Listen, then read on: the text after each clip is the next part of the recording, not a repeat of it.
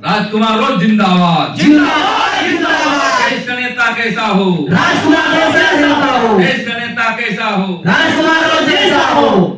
भारत आदिवासी party, ये party आंदोलनकारियों की ही पार्टी है, नेताओं की पार्टी नहीं। ये पार्टी सिर्फ सत्ता प्राप्त करने की लालच रखने वालों की नहीं है। ये पार्टी अपने हक अधिकार का प्रतिनिधित्व भेजने के लिए तैयार हुई पार्टी है। और आज मुझे ये आभास हुआ कि यहाँ पर एज ए नेता बनने के मन से आए हुए कम और क्रांतिकारी और एक परिवर्तन और एक आंदोलनकारी के रूप में आए हुए सदस्य ज्यादा लगे मुझे। आज हम सब संघर्ष कर रहे हैं, आदिवासी समुदाय और साथ ही अन्य पिछड़ा समुदाय पूरे देश में वर्तमान समय में संघर्ष कर रहा है। कोई विस्थापित नहीं होने की लड़ाई लड़ रहा है, कोई आरक्षण की लड़ाई लड़ रहा है, कोई अपने अस्तित्व अपना घर बचाने की लड़ाई लड़ रहा है। और ये लड़ाई आजादी से पहले भी लड़ रहे थे। तो आजाद भारत में ये लड़ाई लड़ने की कहां जरूरत पड़ी हमें? आजाद भारत में हमारा प्रतिनिधित्व करने के लिए शासन प्रशासन में रिजर्वेशन का प्रावधान कर रखा है और वो हमारा प्रतिनिधित्व करने की जिम्मेदारी जो हर 5 साल में चुनाव होते हैं, चुनाव से जीत के जाता है व्यक्ति, उसकी रहती है।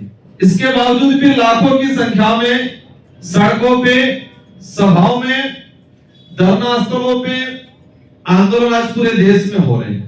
एक बात आप सबको और हम सबको जानने की जरूरत है, इस आजाद भारत में सबसे ज्यादा अगर आंदोलनरत है तो कौन सा समुदाय है? इस देश के अंदर हमारा राजस्थान, मध्य प्रदेश, महाराष्ट्र, गुजरात से लगा के आपका छत्तीसगढ़, झारखंड, उड़ीसा, आंध्र प्रदेश, तेलंगाना, उधर पश्चिम बंगाल, असम, मणिपुर, मेघालय, पूरे देश के अंदर देखा जाए या फिर मध्य भारत में भी देखा जाए तो सबसे ज्यादा अगर आंदोलन करते हैं तो कौन सा समुदाय कर रहा है? सच्चाई है ये। क्यों जरूरत पड़ रही है आंदोलन की? हम इतने फ्री भी नहीं बैठे हैं, हमारा समुदाय इतना संपन्न भी नहीं है कि आंदोलन करके मर्डरगस्ती करें। 2 वक्त की व्यवस्थित हमें भोजन की भी उपलब्धता नहीं है, इसके बावजूद भी उस परिवार का व्यक्ति आंदोलन कर रहा है। यह सच्चाई है कि पूरे देश के अंदर सबसे ज्यादा अगर आंदोलन कर रहा है, धरने दे रहा है तो आदिवासी समुदाय दे रहा है। वो इसलिए दे रहा है कि वो प्रताड़ित हो रहा है हर तरफ से उसके साथ अन्याय हो रहा है। और उसके बाद अगर हम देखने जाएंगे तो इससे समुदाय मिलेगा। इसके अलावा मुझे लगता नहीं है कि इस देश के अंदर कोई समुदाय अपने अस्तित्व को बचाने के लिए, अपने इतिहास को बचाने के लिए, अपने अधिकारों की इंप्लीमेंट कराने के लिए कोई आंदोलन नहीं करता है, क्योंकि जरूरत नहीं पड़ती उनको। जरूरत नहीं पड़ती, जरूरत इसलिए नहीं पड़ती कि उनका जो प्रतिनिधित्व करने जा रहा है, सरकार में जो हिस्सेदारी बैठा हुआ है, भले 2% 3% है, लेकिन वो व्यक्ति उसके समाज के प्रति वफादार है, जवाबदेही है। और हमारा जनप्रतिनिधि जिस आरक्षित सीट से एमपी एमएलए जाता है, मैं किसी पार्टी को दोष नहीं देना चाहूंगा, मैं ऑल ओवर सबको कहना चाहूंगा कि जिस पार्टी से विधायक बन के गए, जिस पार्टी के मैंडेट से, लेकिन वो रिजर्व सीट से गए, वो रिजर्व सीट से जाने के बाद, आरक्षित सीट से जाने के बाद वो आदमी अपने समुदाय के प्रति वफादार नहीं रहता है, न ही समुदाय के प्रति, क्षेत्र की जनता के प्रति जवाबदेही रहता है।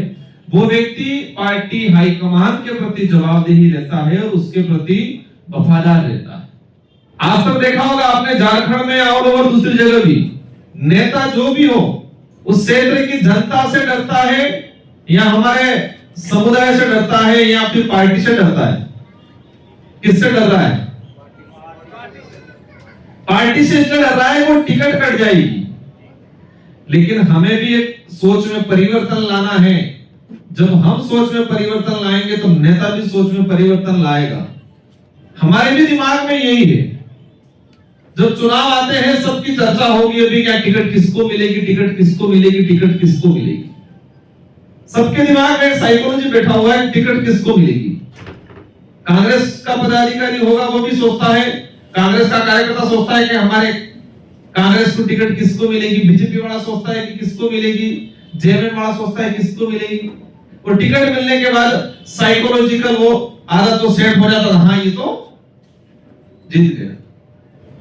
अब जो उम्मीदवार है उसके भी दिमाग में यही है कि टिकट से सब कुछ हुआ, लेकिन सच्चाई ये है कि अब नॉमिनेशन भरने जाएंगे उस दौरान अगर वो नेता पार्टी का टिकट का बैंडेड ले जाए और साथ में आदिवासी होने का प्रमाण पत्र अगर नहीं ले जाता है तो क्या फॉर्म पास होगा? ताकत किस में है, टिकट में है कि आदिवासी समाज का प्रमाण पत्र में है? लेकिन ये बात उसको भी नहीं पता चल रही है, नहीं हमको पता चल रही है। हमें दूसरों को भी दोष देना है, लेकिन हमारी भी जो कमियां हैं उसको भी थोड़ा स्वीकार करना पड़ेगा। किसी ने आज तक इस प्रमाण पत्र के प्रति वफादारी का काम नहीं किया। कोई भी नेता ये नहीं कहता है कि मैं आदिवासी के प्रमाण पत्र से आया हूं तो मेरी जिम्मेदारी बनती है कि उस समुदाय के प्रति वफादार रहूं और उसके प्रति जवाबदेही रहूं। ये कोई भी नेता नहीं कहता और नहीं हम उसको मजबूर करते हैं इस बात के लिए। वो ये रात दिन ये सोचता है पार्टी हाईकमान क्या करेगा, पार्टी हाईकमान कहेगा वो जाएगा, पार्टी हाईकमान कहेगा उठ जा तो उठ जाएगा, बैठ जा तो बैठ जाएगा, लेकिन समुदाय कहेगा तो वो नहीं मानेगा, क्योंकि हमने हमारी ताकत का अंदाजा नहीं बताया। दादा ने बताया, मैडम ने बताया, सारे साथियों ने बताया, आप हमेशा सुनते होंगे। एक बात हम ये सुनते हैं कि हमारे समुदाय का इतिहास बहुत गौरवशाली, और पूरे देश के अगर इतिहास के पन्नों पे जाएंगे तो आदिवासी समुदाय के लथपथ है, मतलब आदिवासी समुदाय के खून से लथपथ है इतिहास। इस देश में सबसे ज्यादा शहीद कोई हुआ है, बलिदान किसी ने दिया है, अंग्रेजों की लड़ाई, अंग्रेजों के साथ लड़ाई में, सामंतवादियों से लड़ाई में, मुगलों से लड़ाई में, जो भी आक्रमणकारी आए हैं इस देश पे, उनसे अगर सबसे ज्यादा संघर्ष किया है तो आदिवासी समुदाय ने किया है। ये आंकड़ा कहीं बताएंगे? आजादी से पहले भी अगर इस देश में शहीद हुए उनकी संख्या अगर काउंट की जाए तो हम लाखों में मिलेंगे, कोई हजारों में मिलेगा। और आजादी के बाद भी कई आंदोलनों में यहां अत्याचार, शोषण की नीति से अगर किसी की मृत्यु हुई है तो वो भी आदिवासी समुदाय ज्यादा है। और आज मुझे दुख है इस बात का, मुझे भी पहले थोड़ी जानकारी नहीं मिली, हमने गाड़ी घुमा ली, इसके बाद पता चला कि खरसवा जो आजाद भारत के अंदर एक तरफ देश आजादी का जश्न मना रहा था और दूसरी तरफ ही हमारे खरसवा में आदिवासी समुदाय हजारों की संख्या में मारे गए। ये इतिहास कितना पुराना है, 1948 का, 1 जनवरी 1948 का, लेकिन आज भी सरकार के पास रिकॉर्ड नहीं है कि उस आंदोलन में कितने लोग मारे गए। सरकार के पास रिकॉर्ड नहीं।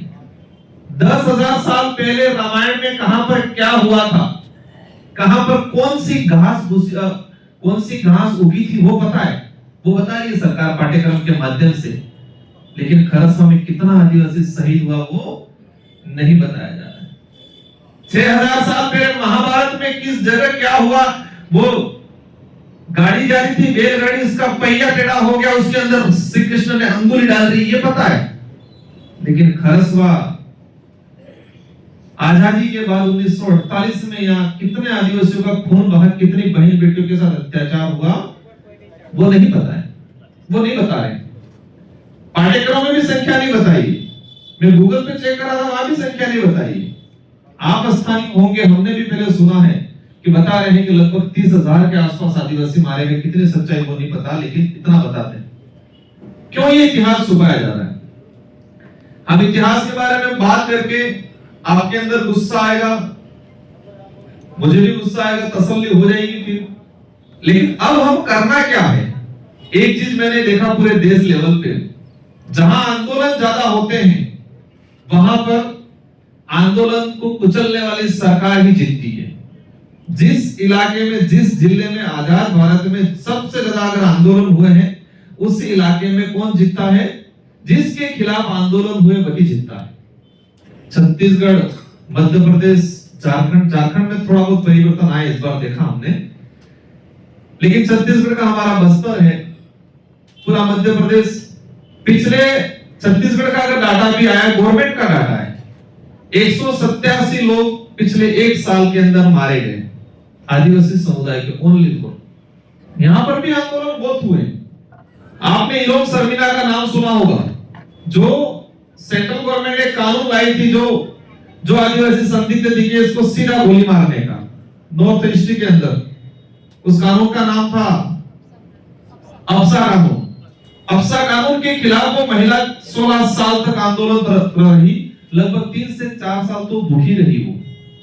और केंद्र सरकार को उस एक अकेली महिला की ताकत के सामने केंद्र सरकार को झुकना पड़ा, और वो अप्सा कानून के अंदर संशोधन किया और थोड़ी राहत दी।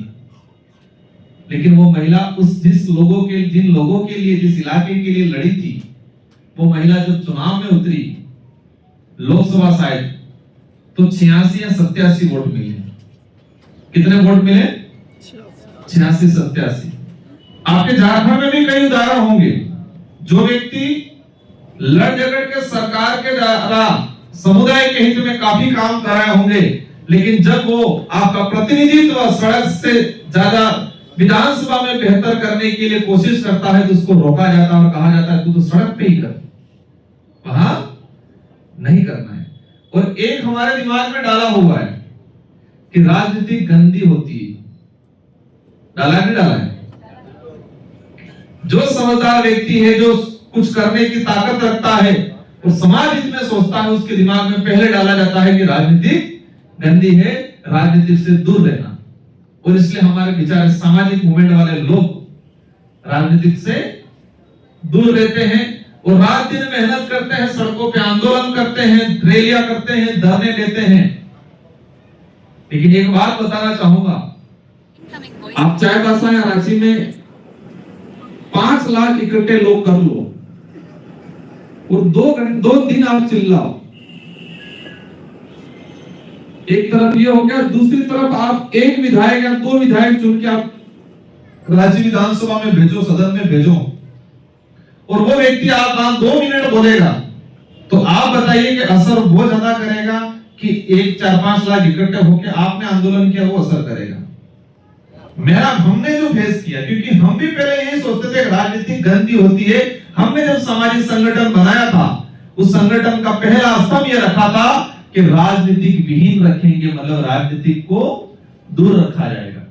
हमें भी नफरत था शुरुआत में, लेकिन हमें पता चला, समझ में आया कि जिस समस्या के खिलाफ हम लड़ रहे हैं, वो समस्या कहां से पैदा हो रही है? वो समस्या विधायिका से पैदा हो रही है। और विधायिका में कौन बैठा हुआ है? जिसको हम 5 साल में चुन के भेजते हैं, वही बैठा हुआ है।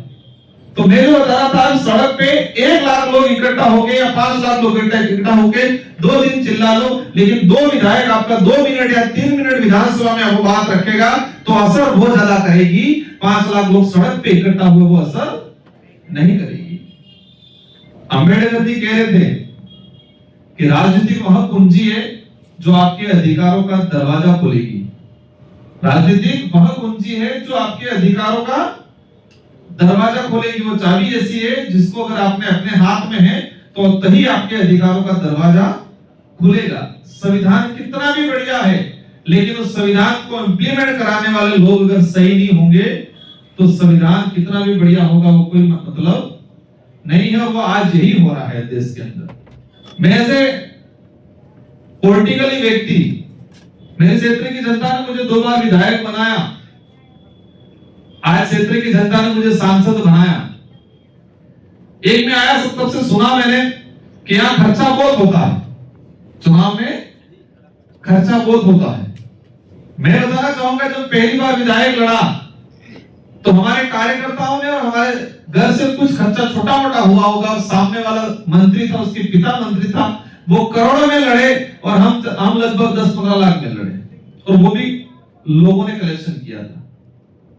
अभी सांसद चुनाव लड़ा, तो मेरे सामने बड़े दिग्गज नेता थे। मोदी जी का एक भाषण सुना होगा आपने, मंगलसूत्र विवादित जो भाषण दिया था, मंगलसूत्र, अधिक बच्चे पैदा करने वाले, अर्बन नक्सलाइट। इस लोकसभा में सबसे ज्यादा समय तक मोदी जी ने कहीं भाषण दिया था तो संसदीय क्षेत्र बांसवाड़ा मेरी सीट पे दिया था। सबसे ज्यादा अगर विवादित शब्द यूज हुए थे तो मेरी सीट बांसवाड़ा से उपयोग में किए थे। लेकिन जनता ने इतना शानदार तमाचा मारा, 2,47,48,000 से मुझे जिताया। मेरे नाम से 2 राजकुमार खड़े किए थे, मेरे नाम से 2 राजकुमार, सेम नाम, चेहरा भी सेम कराया था। मैंने नॉमिनेशन भरा, नॉमिनेशन भरने के बाद वहां से ये लोग फोटो ले आए और सेम मैंने सेविंग मेरी थोड़ी हल्की दाढ़ी, इस तरह से 2 लड़के तैयार करके सेम नाम के सेम फोटो, मैंने एक फाटा बांधा था, ये ताज बांधा था, तो एक जने को भी उन्होंने ताज बनवाया, वही फोटो नॉमिनेशन में डाला ताकि बैलेट पेपर जो ईवीएम मशीन आया उसमें भाई सेम फोटो, सेम चेहरा, सेम ये ताज, सेम नाम और सिंबल भी सेम दिलाया उन्होंने। हॉकी स्टिक का बड़ा सिंबल है और हॉकी का उल्टा होता है छड़ी, जो बड़े बड़े बुजुर्ग जो सहारा, तो हॉकी स्टिक को उल्टा करके तो हॉकी स्टिक हो गया, लेकिन उसको उल्टा पकड़ा तो छड़ी। तो उन्होंने चुनाव आयोग में जो खोज के वो चिन्ह भर के उड़ाला। 1,20,000 वोट ले गए वो। अगर 1,20,000 नहीं गए होते 3.5 लाख वोटों से जीत होती हमारी। तो मैं कोई ताकतवर नहीं हूं, मैं न मेरे राजनीतिक घराने से था, न मैं धनबल से ताकतवर हूं, लेकिन हमारे वहां जनता ने समझ लिया है कि हम सड़क पे आंदोलन करें, इससे ज्यादा हम विधानसभा लोकसभा में हमारे आंदोलनकारियों को भेजे ताकि इंप्लीमेंट। पिछली बार हम 2 विधायक बने थे 2018 में। अपने यहाँ विश्व आदिवासी दिवस के राजकीय अवकाश कब घोषित हुआ है? नहीं, राजकीय अवकाश कब घोषित किया राज्य सरकार ने? इसकी जानकारी बता दूं मैं। राजस्थान में 2 विधायक चुनने की वजह से परिवर्तन क्या हुआ? भारत देश के अंदर विश्व आदिवासी दिवस का राजकीय अवकाश, पहला राजकीय अवकाश राजस्थान की सरकार ने घोषित किया, इसके बाद सभी जगह किया। और वो इसलिए कि हम 2 विधायक गए थे और हमने प्रेशर बनाया था जोरदार तरीके से। 1994 से विश्व आदिवासी दिवस मनाया जा रहा है। हमारे आम जनता को 10% लोगों को जानकारी में था, लेकिन 90% लोगों को तो 2015 तक तो पता ही नहीं था विश्व आदिवासी दिवस का विश्व आदिवासी दिवस यूएन ने घोषित किया। परिवर्तन हुआ। कई ऐसे प्रकरण थे, कई ऐसे मामले थे बड़ा लार्ज लेवल पे। आज हमारे 2 उपचुनाव हैं मेरे वहां, एक तो मेरी सीट खाली हुई और दूसरी जगह राष्ट्रपति महोदय महामहिम का कार्यक्रम कराया दोनों सीटों के आसपास, 2 सभाएं। छत्तीसगढ़ में कितनी बार आए पता नहीं, लेकिन हमारे वहां 2 से 3 बार आ गए। प्रधानमंत्री जी भी आ गए और मुख्यमंत्री जी विधायक आता है वैसे आते थे हर 10-15 दिन में। परिवर्तन हुआ हम 2-3 लोगों की जाने की वजह से। अब झारखंड राज्य जिस उद्देश्य से बनाया था, दादा ने बताया, उन लोगों ने संघर्ष किया, उनके साथ वाले लोगों ने संघर्ष किया। खरसवा जो कांड उस समय उड़ीसा में सम्मिलित कर रहे थे, उसका विरोध कर रहे थे शांतिपूर्वक तरीके से। जयपाल सिंह मुंडा उस समय नेतृत्व किया करते थे चिल्लाने में। झारखंड राज्य के निर्माण में उनका भी काफी योगदान रहा, लेकिन इनका मैंने छोटा मोटा स्टडी किया। तो जयपाल सिंह मुंडा यहां से पढ़ने के बाद लंदन गए, जो टीचर थे वो ले गए और वहां से अभी जो आईएएस की पोस्टिंग, आईएएस की सर्विस होती है, उस समय शायद ईएसएस करके कोई सर्विस हुआ करती थी, आईसीएस सर्विस हुआ करती थी, उसकी ट्रेनिंग कर रहे थे। और इस लेवल की ट्रेनिंग करने के बाद भी इंडिया में आए और रांची यूनिवर्सिटी में पढ़ाने गए, तो वहां पर भी उनको छुआछूत का दब्बा लगा के उनके साथ अन्याय किया।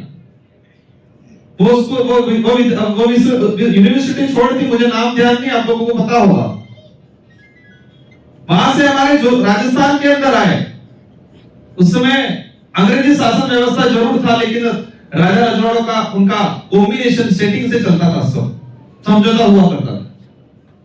तो गंगा सिंह करके राजा थे, वहां आए, वहां वो छुआछूत की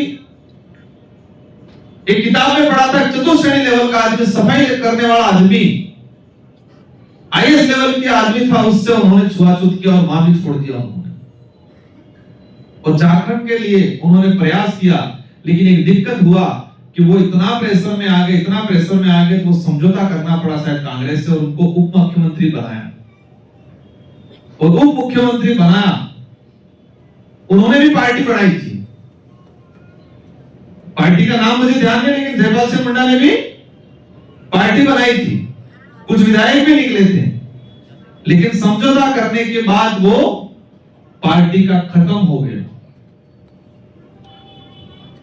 इसलिए यहां पर मैंने प्रदेश कार्यकारिणी को भी कहा है कि हमें ठीक लगे तो विचार करना है, लेकिन ये भारत आदिवासी पार्टी का नाम, हम राजस्थान के लोग हैं, राजस्थान में ही चलाना होता तो हम भी झारखंड मुक्ति मोर्चा के तरह राजस्थान मुक्ति मोर्चा बढ़ा देते। हमने पूरे देश के अंदर देखा है कि पूरे देश के आदिवासी समुदाय को, साथ ही दलित पिछड़ों को एक पॉलिटिकली नेतृत्व देने की जरूरत है। इसलिए हमने भारत आदिवासी पार्टी बनाई, ताकि पूरे देश के आदिवासियों को, पूरे देश के दलितों को एक राजनीतिक नेतृत्व देने की जरूरत है। और यही भारत आदिवासी पार्टी पूरे देश के आदिवासियों को नेतृत्व देने का काम करेगी। और साथ में जो मानवता में विश्वास करता है, इंसानियत में विश्वास करता है, और हर समुदाय को जोड़ने का काम करेगी, लेकिन नेतृत्व आप लोग करोगे। पहली बार हुआ है, और एक रिकॉर्ड ये भी है कि अब तक की पार्टियां बनी, इसमें सबसे अधिक कम समय में सबसे अधिक ग्रोथ करने का अगर रिकॉर्ड है तो भारत आदिवासी पार्टी का वर्तमान समय में। इसलिए आप सभी को ये पार्टी आपकी समझनी है। किसी विधानसभा में हम ऊपर से कैंडिडेट ठोकने का काम नहीं करेंगे, आप लोग ही डिसाइड करोगे। और ये राजनीति का सत्ता प्राप्त करने के उद्देश्य से नहीं है, ये हमारे समुदाय के, हमारे लोगों का प्रतिनिधित्व तैयार करने की, हक अधिकार के, हमारे अस्तित्व बचाने के लिए पार्टी बनाई गई है। यहां पर बता रहे थे विल्सिंग्टन रूल्स के बारे में, मालकी मुंडा को एक अधिकार दे रखा है, एक पावर दे रखा है। क्यों नहीं कर रहे ये लोग? एक चीज समझनी पड़ेगी, हजारों सालों से हमारी जो व्यवस्था बनी थी, और हजारों सालों से जो व्यवस्था बनी थी, इस व्यवस्था को खत्म करने का काम कर रहे हैं। नदी किनारे खेत होते हैं, वो मिट्टी जो बनती है, उस मिट्टी को बनने में 1000 साल लगते हैं। कोई भी उपजाऊ मिट्टी बनती है तो उस मिट्टी को तैयार होने में हजारों साल लगते हैं। इसी तरह हमारे समुदाय की जो परंपरा, हमारी व्यवस्था जो बनी, वो 1-2 साल, 100-200 साल में नहीं बनी, वो हजारों सालों से बनी थी। हमारे पुरखों ने बड़े संघर्ष के साथ वो व्यवस्था बनाई थी। तो उस व्यवस्था को जिंदा रखने के लिए, कायम रखने के लिए उन्होंने आंदोलन किए, और अंग्रेजों ने भी इसको समझा। इसीलिए उन्होंने विल्सिंग्टन रूल्स जैसे कानून लाए। आज हमारी भाषा की बात हो रही है, संरक्षण की। जो भाषा थी ही नहीं, ऐसी भाषा को उन्होंने मान्यता दी। जैसे कि हम राजस्थानी की बात करें, गुजराती की बात करें, मराठी की बात करें, अगर हिस्ट्री जानने जाएंगे तो 1500-1600 ईस्वी से पहले उनका कुछ नहीं मिलेगा कहीं। 1500-1600 ईस्वी से पहले कुछ नहीं मिलेगा।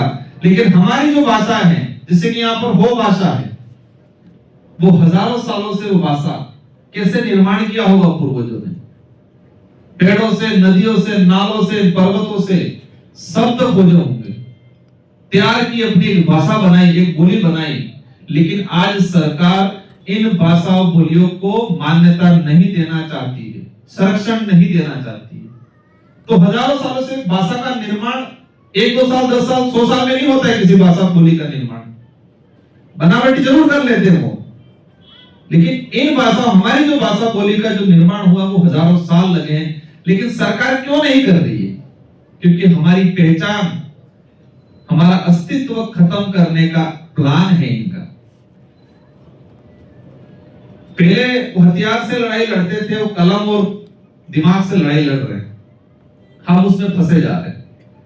पूरे देश में आदिवासी समुदाय की हालत खराब है, अलग अलग जगह अलग अलग स्थिति होगी, कोई अलग अलग तरीके से लड़ रहा होगा। और कुछ लोग कहते हैं क्षेत्रीय पार्टियां, छोटी पार्टियों से क्या होगा। आप सबकी जानकारी में एक बार वो बता दूं मैं, अगर इस देश में क्षेत्रीय पार्टियां नहीं होती तो ये लोग इतनी तानाशाही करते जिसकी कोई सीमा नहीं होती। और जब भी इस देश में अभी रोजगार गारंटी का नाम ले रहे थे, यूपीए की सरकार में आया, कांग्रेस के लोग इसका श्रेय लेने की कोशिश करते हैं। अगर कांग्रेस फुल फ्रेश में होती तो क्या रोजगार गारंटी अधिनियम कानून बनता? यूपीए की 2 सरकारों में फॉरेस्ट राइट एक्ट की हम लोग आज कर रहे हैं। अगर फॉरेस्ट राइट एक्ट, वन अधिकार अधिनियम 2006 कांग्रेस फुल फ्रेश में होती क्या वो कानून लाती? खाद्य सुरक्षा अधिनियम, फॉरेस्ट राइट एक्ट, निःशुल्क शिक्षा अधिनियम, रोजगार गारंटी अधिनियम, ये सारे कानून क्षेत्रीय पार्टियों के प्रपोजल और उनकी प्रेशर की वजह से यूपीए सरकार ये कानून लाई। लेकिन जैसे एनडीए सरकार पूर्ण बहुमत में आ रही है, उनको धीरे धीरे खत्म कर दी। फॉरेस्ट के अंदर उन्होंने अभी कानून लाया 2022 में, फॉरेस्ट में जो संदिग्ध दिखे, किसी के पास कोई हथियार हो, उसको फॉरेस्ट अधिकारी गोली मार सकते, ऐसा कानून लाए। कुछ जगह विरोध हुआ, कुछ जगह विरोध नहीं हुआ, क्योंकि हम तो धर्म की लड़ाई में पड़े, धर्म खतरे में। उन्होंने शब्द क्या यूज किया है कि किसी के हाथ में हथियार दिखे तो हमारा तो कुल्हाड़ी तो एक धरोहर है, एक क्या आभूषण है। हमारा तीर का मान उनकी नजर में हथियार है, लेकिन हमारी नजर में एक आभूषण है, हमारा साधन है। उनकी नजर में क्या हथियार है। ये कानून इंप्लीमेंट नहीं हुआ है, लेकिन बहुत जल्दी ये लोग इंप्लीमेंट करेंगे। देश में एक चीज सामने आई, मैंने जो फेस किया, हम लोग कहते हैं कि कानून सरकार बनाती है, नीतियां सरकार बनाती है। फिर थोड़ा बहुत खोजा, थोड़े बहुत साथी कहते हैं, हम सब के सोचते हैं कि कानून सरकार ब्यूरोक्रेसी बनानी है, मतलब कैबिनेट नहीं बनाती है, ब्यूरोक्रेसी बनाती है, अधिकारी वर्ग बनाता है। और हमें जो मैंने महसूस किया कि कानून है या नीतियां है, कोई भी कैबिनेट या सरकार नहीं, न ही ब्यूरोक्रेसी, व्यापारी वर्ग, उद्योगपति वर्ग, बिजनेसमैन ड्राफ्टिंग करते हैं, किस राज्य में कैसा कानून लाना है, किस राज्य में कैसी नीति लानी है, ब्यूरोक्रेसी को देते हैं और ब्यूरोक्रेसी कैबिनेट सरकार को देती है। और सरकार में हमारे विधायक जो बैठे हैं, जिनको कोई पता नहीं है, हाथ खड़ा करके कानून पास करवा लेते हैं। यही वास्तविकता। पिछले रहे हुए सारे विधायक को आप पूछ लो कि आपके 5 साल के सरकार में कितने कानून आए, कितनी नीतियां बनी, संख्या नहीं बता पाएंगे। उस कानून में क्या है वो तो ठीक है, लेकिन उसकी कितनी संख्या है वो भी नहीं बता पाएंगे। क्योंकि श्रेय किसको जा रहा है? कानून बनाने का श्रेय तो कैबिनेट और सदन में बैठे हुए विधायक को जा रहा है, लेकिन उनको पता नहीं, सिर्फ वो सरकार लाई, सचेतक ने उनको कहा कि आज रुकना है, इतने बजे बिल पास होगा, आपको हाथ खड़ा करना है। तो कानून कौन बना रहा है? झारखंड में खनिज नीतियां हो, झारखंड में कोई भी नीति हो, व्यापारी वर्ग आके झारखंड की नीति बनाने का काम किया है, इस सरकार के अंदर भी और पहली सरकार के अंदर भी। लैंड बैंक को लेके चल रहा था, मैंने सुना रघुवर दास की सरकार थी। आदिवासियों के जितने आस्था स्थल है, आदिवासियों के जितने जो पूजा पद्धति वाली जगह है, जितना जो कब्जे शुदा जगह है, उन सारी जमीन को रिकॉर्डली लेकर उन्होंने लैंड बैंक बना लिया। 2,80,000 हेक्टेयर के आसपास, एकड़ के आसपास। वर्तमान सरकार आई, झारखंड मुक्ति मोर्चा, हम भी सिंपैथी रखते हैं। हमारे समुदाय के मुख्यमंत्री जी बने, उन पे आपत्ति है, हम लोगों ने भी सोशल मीडिया के माध्यम से, रैली के माध्यम से समर्थन किया। लेकिन तकलीफ है इस बात की कि आपने इस लैंड बैंक कानून को वापस क्यों नहीं रद्द करवाया। इस कानून के तहत हमारे आदिवासी की जो जमीन रिकॉर्डली ले ली है, उस पे आपने काम क्यों नहीं किया। एक बड़ा दुख की बात सामने आई, पैसा एक्ट। पैसा एक्ट सेंट्रल गवर्नमेंट लाया, सभी राज्यों को निर्देश दिए गए कि आपके राज्य के अनुकूल आप उसके नियम बनाओ। भारत के 6 शेड्यूल 6(5) के सारे राज्यों में पैसा एक्ट के नियम बने, झारखंड एक में अभी तक नियम नहीं बने। क्यों नहीं बने नियम? आदिवासी मुख्यमंत्री थे, आपको बेस्ट नियम बना के लागू कर देने चाहिए थे। पैसा एक्ट के नियम अभी तक झारखंड में नहीं बने। क्या रीजन रहा है? क्योंकि चाबी किसी और के हाथ में। झारखंड के लोग इसीलिए आंदोलन लड़ते आए थे, उड़ीसा में सम्मिलित नहीं होना है, बिहार से अलग होना है, ताकि हमारा सेपरेट राज्य बने। सेपरेट राज्य बनेगा तो यहाँ के लोगों को रोजगार मिलेगा, यहाँ के लोगों को अधिकार मिलेगा, यहाँ पर जो खनिज संपदा है, जल जंगल जमीन है, हमारा प्रभुत्व रहेगा। इस उद्देश्य से आंदोलन लड़े होंगे। लेकिन आज बाहरी घुसपैठ बहुत ज्यादा हुआ है, बाहरी लोगों को नौकरियां ज्यादा मिल रही है, तो सारी बातें हैं। मैं संगठन पे ही आ जाऊंगा वापस कि संगठन को कैसे मजबूत बनाना, विचारों से मजबूत बनेगा। इस संगठन में राजकुमार ओदे सांसद है, कोई ताकतवर नहीं है, और नहीं राजकुमार ओदे महत्वपूर्ण है, विचारधारा महत्वपूर्ण है। हम सिर्फ डॉक्टर हैं। कहते हैं कि एक वैक्सीन तैयार होती है, तो हमारी एक विचारधारा, एक वैक्सीन है इस भारत आदिवासी पार्टी विचारधारा। हमने बिरसा मुंडा के आंदोलन से, हूल विद्रोह से, कोल विद्रोह से, हमारे उधर मानगढ़ का आंदोलन, छत्तीसगढ़ के पुराने आजादी से पहले जितने आंदोलनकारियों ने जिस उद्देश्य से आंदोलन किया था, उनसे हमने स्टडी करके उनके विचारों को भारत आदिवासी पार्टी का एजेंडा बनाया है सबसे बड़ा। तो ये वैक्सीन तैयार हुई है। क्या तैयार हुई है? एक वैक्सीन जो इलाज करने का काम करेगी, और इलाज के रूप में हमारे जैसे और आप जैसे डॉक्टर तैयार हो रहे हो। तो वो वैक्सीन ये खत्म नहीं होने वाली है। डॉक्टर बदल जाएगा हो सकता है, लेकिन वैक्सीन खत्म नहीं होगी। तो हमारे जितने जो पदाधिकारी हैं, मैं हमको ये समझना है कि हम इंपॉर्टेंट नहीं है, हमारी पार्टी की विचारधारा इंपॉर्टेंट है। और हम हो सकता ऊपर नीचे हो जाएंगे, लेकिन विचारधारा ऊपर नीचे नहीं होगी। और ये वैक्सीन पूरे देश के अंदर काम करेगी।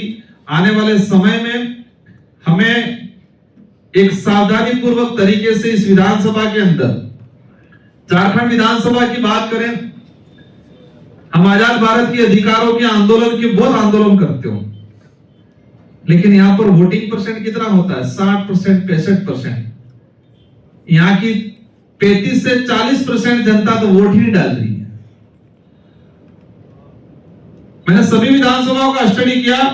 81 विधानसभा, 28 विधानसभा आदिवासी रिजर्व सीटें, 9 सीटें एससी रिजर्व है, 44 सीटें अनरिजर्व है। अब ये बताएगा कोई अनरिजर्व सीट से कोई भी आदिवासी चुन के गया आज तक झारखंड विधानसभा में? क्यों नहीं गए? हमारे वहां तो भी सांसद भी एक सीट अनरिजर्व सीट से आदिवासी चुन के चला गया।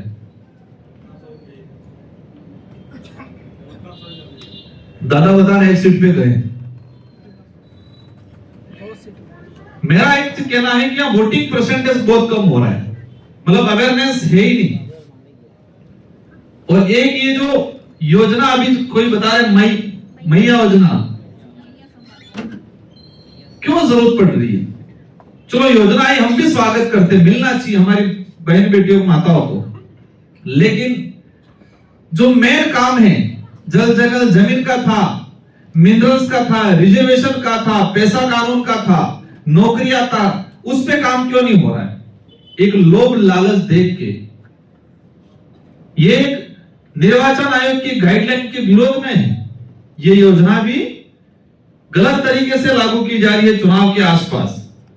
क्या जरूरत पड़ी? मध्य प्रदेश में लाडली बहना, आपने नाम सुना होगा, नाम सुना? लाडली बहना योजना लाई थी मध्य प्रदेश सरकार, मामा जी लाए थे। कंस मामा जी नाम सुनने आवाज आ रही है। मैं भी मध्य प्रदेश में गया, मेरा हमारा इलाका से नजदीक है, तो सरकार बनी, इसके बाद 1 महीने आया पैसा, इसके बाद बंद हो गया। अभी अब सारी लाडली बहना अब लाडली नहीं रही। और इस लाडली बहना के चक्कर में सब कुछ हो गया काम वहां। लेकिन दूसरी तरफ पता चला 4 साल से एक भी वैकेंसी नहीं आई। 3 साल से बच्चों की छात्रवृत्ति, एसटी आदिवासी बच्चों की छात्रवृत्ति नहीं आई, और लाडली बहना बना के सबको निपट लिया। थे यहां पर भी ऐसा ही नहीं हो, थोड़ा ध्यान रखना है आपको। बेचारी बहना आज एजुकेशन का हम देख रहा था, हम लोग मंच से कहते हैं कि हमको पढ़ना चाहिए, हमारे बच्चों को बहुत पढ़ना चाहिए, लेकिन अब तो ये कहने में भी थोड़ा दिक्कत हो रहा है, दर्द हो रहा है अंदर, क्योंकि पाठ्यक्रम अच्छी क्वालिटी का है ही नहीं। हम बच्चों को कह रहे आप स्कूल जाओ, पढ़ाई करो, बहुत पढ़ो, लेकिन सच्चाई ये है कि पाठ्यक्रम बिल्कुल काल्पनिक और बिना काम की चीजें पाठ्यक्रमों में डाल रखी है। ओरिजिनल इतिहास नहीं डाला है। एक सिर पर डिग्रीधारी बना रहे हैं, उसको इंटेलिजेंट, उसको ज्ञानी बनाने का पाठ्यक्रम नहीं दिया जा रहा है। प्राइवेट स्कूलों, बड़ी बड़ी स्कूलों में जानकारी मिली, और सच्चाई है कि जो पाठ्यक्रम है एनसीईआरटी का, यहां से स्टेट गवर्नमेंट का, उसके अलावा अलग से भी किताबें पढ़ाई जाती है, अच्छी क्वालिटी का नॉलेज दिया जाता है और वास्तविकता वाला। लेकिन हमारी सरकारी स्कूलों में पढ़ने वाले बच्चों को काल्पनिक चीजें, बिना काम की चीजें ज्यादा पढ़ाई जा रही है। बिरसा मुंडा जी के बारे में आज भाजपा एक अभियान चला रही है, क्या नाम है उसका? बिरसा मुंडा नहीं, एक दूसरा फिर चलाया है, भी अभियान चलाया, जो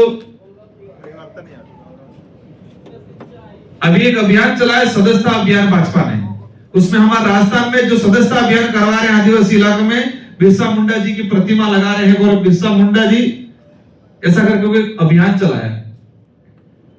लेकिन बिरसा मुंडा जी के पाठ्यक्रम एनसीईआरटी के अंदर 12वीं क्लास के सामाजिक विज्ञान की किताब में बिरसा मुंडा जी का इतिहास लिखा था, उनकी जीवनी लिखी थी, और उनके उद्देश्य विचार लिखे थे।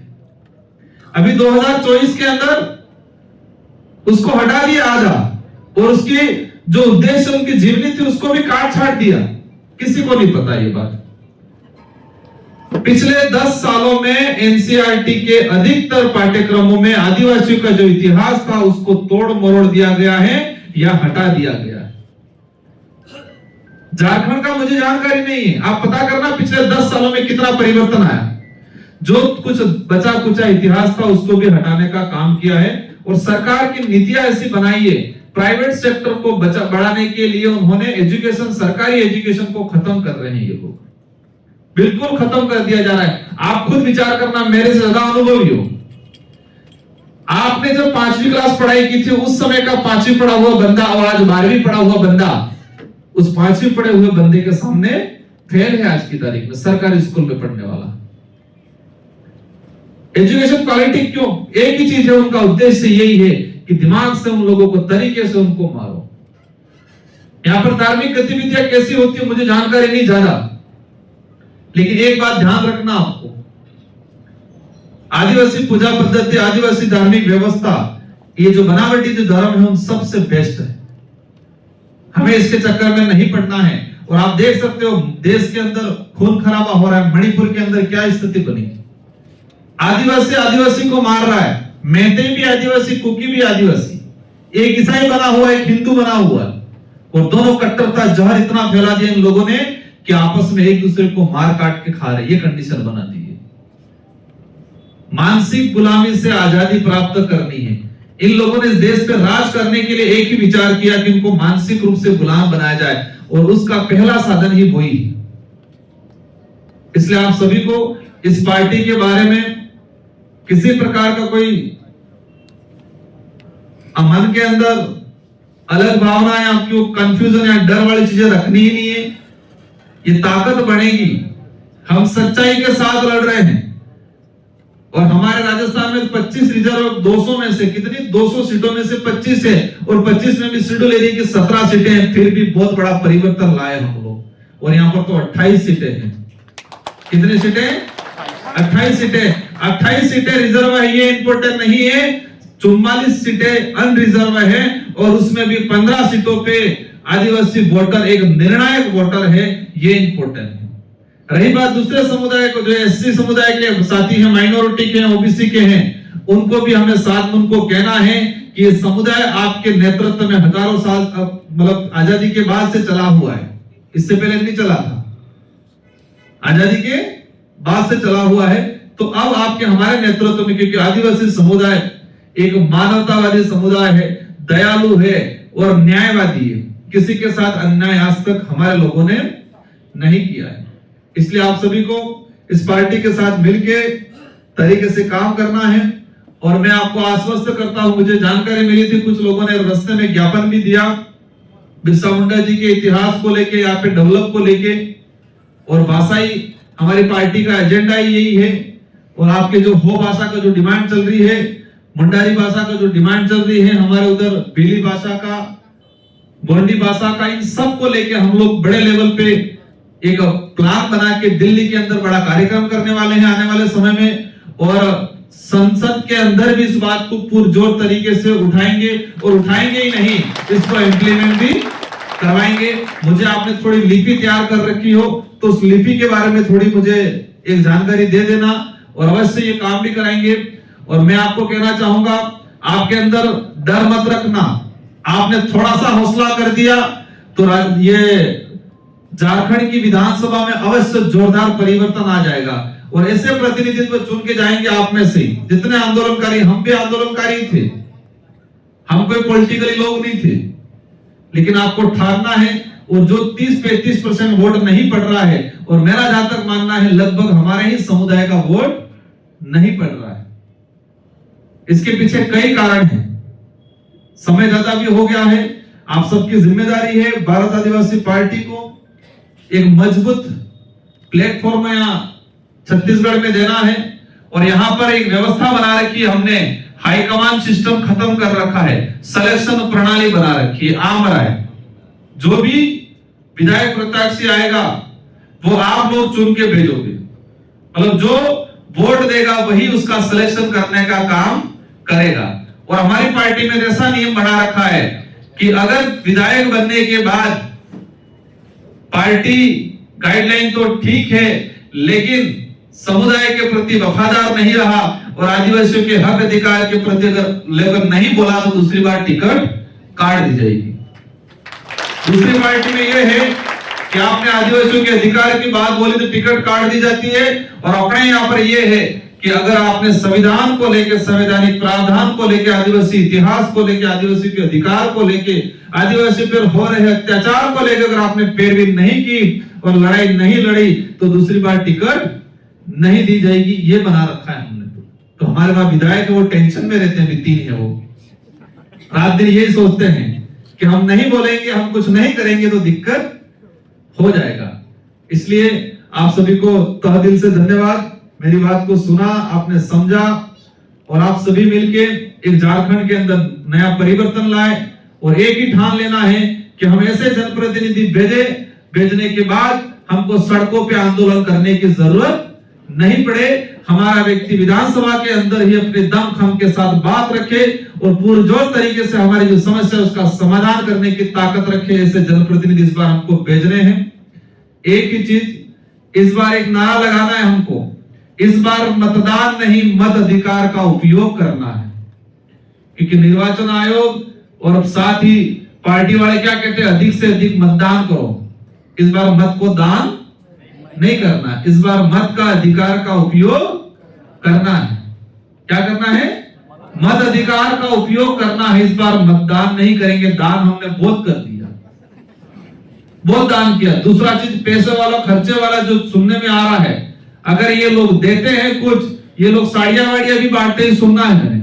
अपनी पार्टी में ये है कि हमारे विधायक प्रत्याशी ने अगर दारू, पैसा या साड़ियां कोई बांटी तो उसको वोट नहीं देना है। बुरा नहीं लगा?